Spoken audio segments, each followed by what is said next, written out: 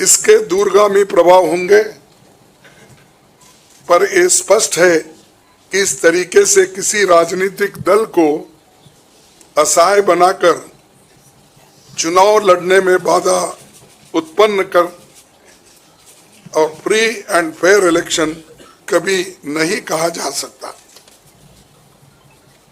देश की जनता, एक आम नागरिक देख सकता है कि बीजेपी ने चुनावी चंदा बॉन्ड से 56% पैसे हासिल किए हैं, वहीं कांग्रेस को 11% ही मिले हैं।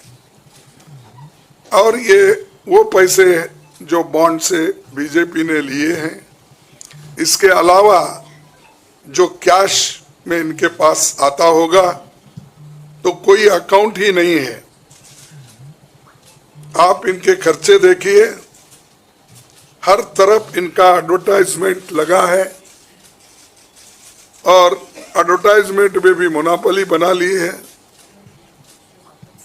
प्रिंट मीडिया हो, टीवी हो और सोशल मीडिया हो, इनका बहुत डोमिनेशन है।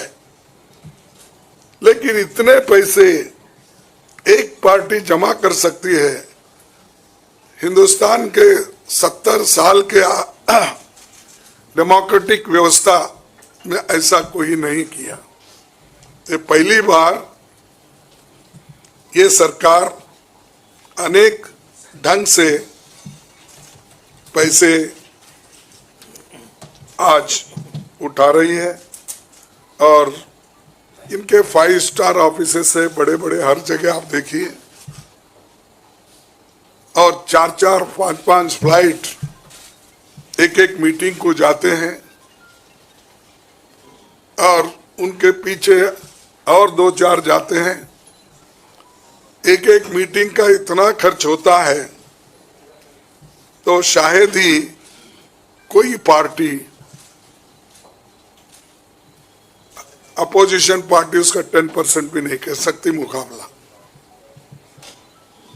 मैं कहना नहीं चाहता कि बीजेपी ने किस तरीके से कंपनियों से पैसे लिए, क्योंकि सुप्रीम कोर्ट तथ्यों की जांच कर रही है। हमें उम्मीद है कि सच्चाई बहुत जल्द हम सब के सामने आएगी।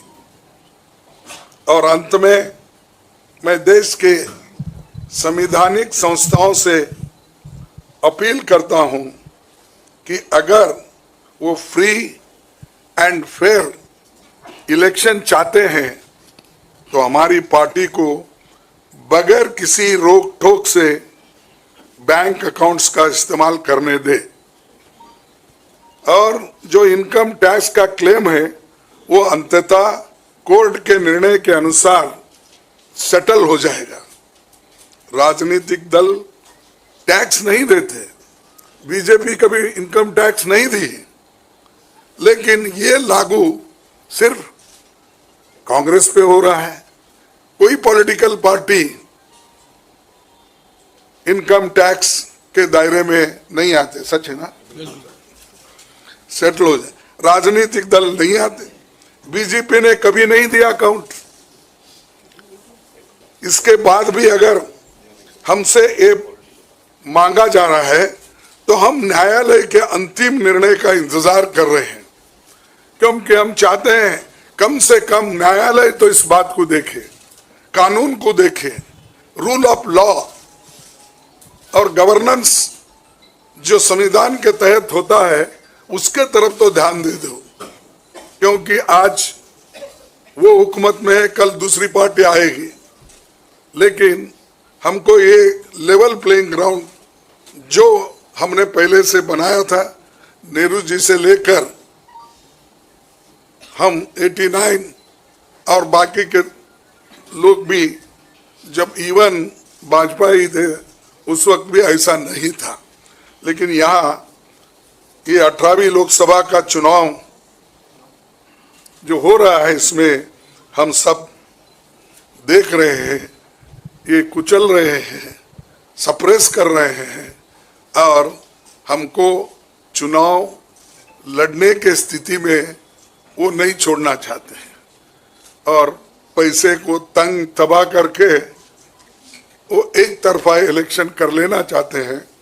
लेकिन लोग भी होशियार है, इसको जानते हैं और लेवल प्लेइंग फील्ड बने रहने के लिए ये उनके जो बाधक है और जो हमारे अकाउंट्स फ्रीज किए हैं वो तत्काल उसका रिलीज होना चाहिए और हमको चुनाव में डेमोक्रेसी और संविधान को बचाने के लिए लेवल प्लेइंग ग्राउंड होना चाहिए।